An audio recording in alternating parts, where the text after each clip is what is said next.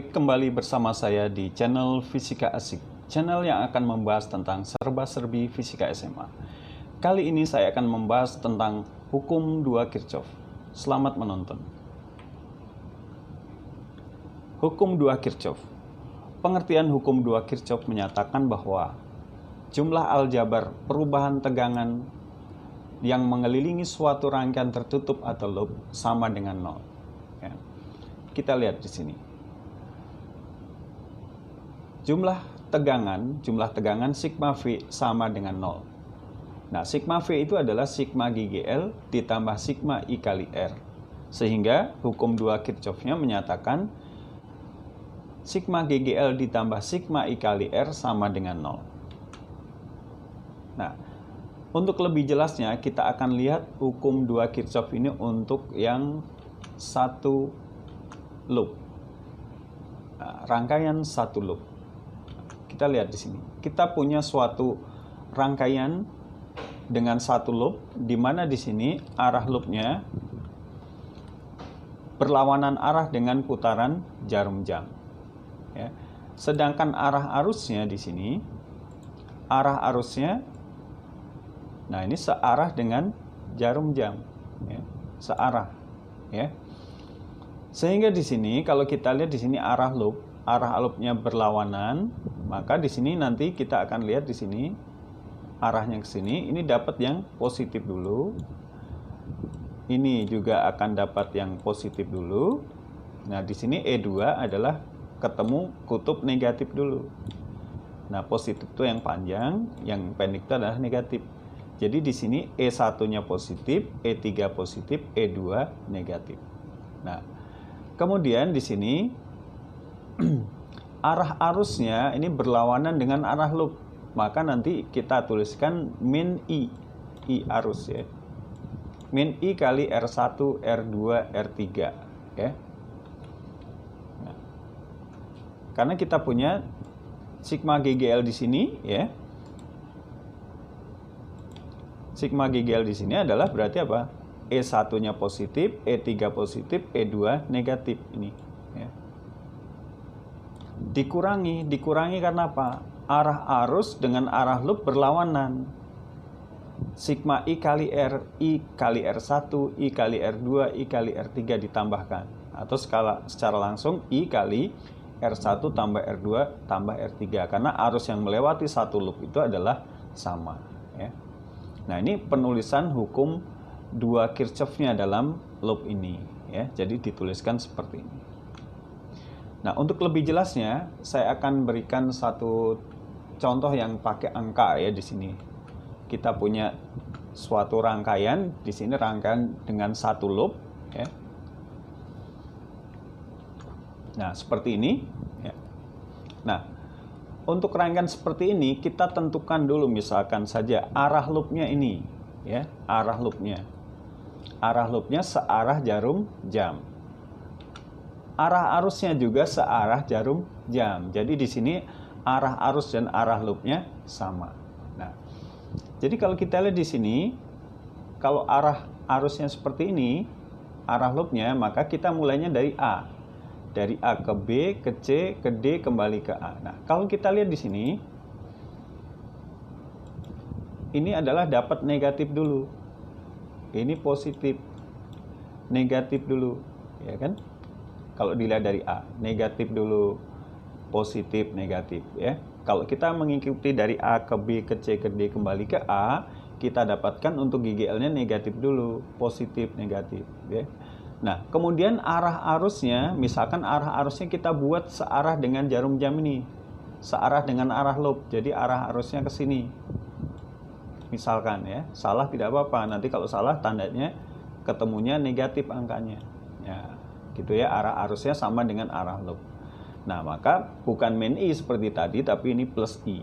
Nah, sehingga kalau kita tulis GGL-nya adalah, pertama adalah min 4 plus 2 min 4, ya. Ditambah I kali berapa? Ya, 15 tambah 5 ditambah 10, ya. Sehingga kalau kita hitung 30I, ini 30I sama dengan ini adalah min 6 pindah ruas jadi 6, ya. Sehingga kita dapatkan I-nya sama dengan 6/30, 0,2 ampere.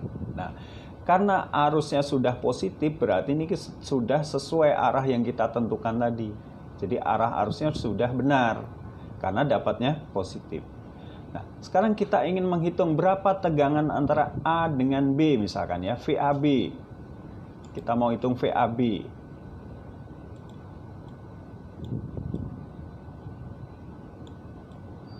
Nah, berapa nih VAB? Nah, VAB itu bisa dihitung dari sini nih. Pertamanya adalah min E1 ya, karena dari A ke B itu GGL-nya ada 4 volt dan kita dapatkan negatif dulu. Lalu dari A ke B itu arah arusnya sama. Dari A menuju B juga, maka ditambah I kali 15 ya. Kalau kita lihat di sini. Nah, VAB sama dengan GGL1 ditambah I kali R1. Nah, di sini min 4 karena apa? Tadi adalah E1 itu 4 dan arahnya itu dari A ke B itu mendapatkan kutub negatif dulu, maka min 4 ditambah I2.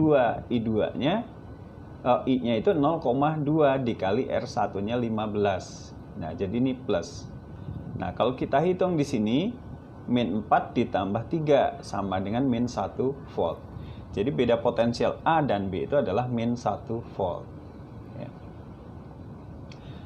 Nah, sekarang bagaimana kalau arah loopnya kita balik? Nah, jadi sebenarnya arah loop dan arah arus itu bebas kita menentukan. Nah, misalkan arah loopnya sekarang seperti ini. Berlawanan arus jarum jam, arah arusnya tetap searah jarum jam misalnya ya. Nah, maka di sini kalau kita lihat seperti ini arah loopnya, maka mulainya adalah plus 4 min 2 gitu ya. Karena kita dapatkan dari B dulu di sini ke sini ya, arah loopnya. Berlawanan arah dengan putaran jarum jam. Jadi ini plus dulu 4, plus 4 dulu ya kalau kita lihat di sini. Jadi dapat plus dulu ya, terus jalan lagi ke sini, plus lagi, jalan lagi di sini min ya. Sehingga kalau kita tuliskan di sini, nah, jadi di sini plus 4 min 2. Nah, sekarang arah loopnya berlawanan dengan arah arus.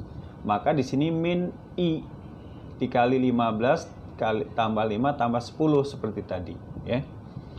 Nah, sehingga kalau kita lihat di sini min 30I, ini min 30I, di sini adalah 6 pindah ruas jadi min 6, sehingga kita dapatkan I-nya adalah min 30 sama dengan 0,2 ampere. Jadi sesuai benar. Tetap ini adalah positif, berarti arah arus yang kita tentukan ini sudah tepat. Walaupun arah loopnya kita rubah-rubah di sini ya, tidak akan merubah besarnya arus ya, dan arusnya tetap di sini positif. Nah, untuk menghitung beda potensial, nah seperti tadi tetap aja VAB itu adalah, nah kita lihat di sini GGL1-nya kalau dari A menuju B ini negatif dulu nih ya. E1 ditambah, nah ditambah karena arah arusnya sama dengan arah dari A ke B ini ya. Nah, sehingga kalau kita lihat VAB sama dengan min 4 ditambah 0,2 kali 15. Di sini antara AB itu R-nya 15 ya.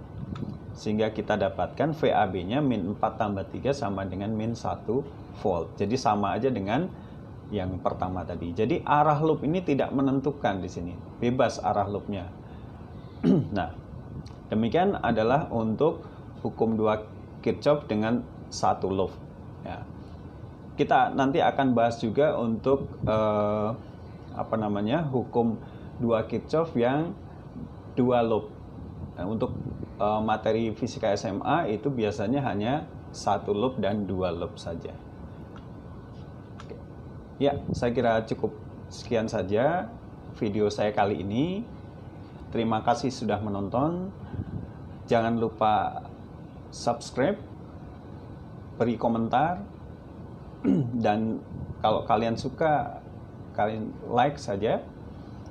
Dan kalau ada yang mau komentari, tulis komentar di bawah. Jangan lupa share ke teman-teman kalian supaya channel saya ini dapat bermanfaat buat pendidikan di Indonesia. Terima kasih. Sampai ketemu di video-video saya berikutnya. Salam fisika asik.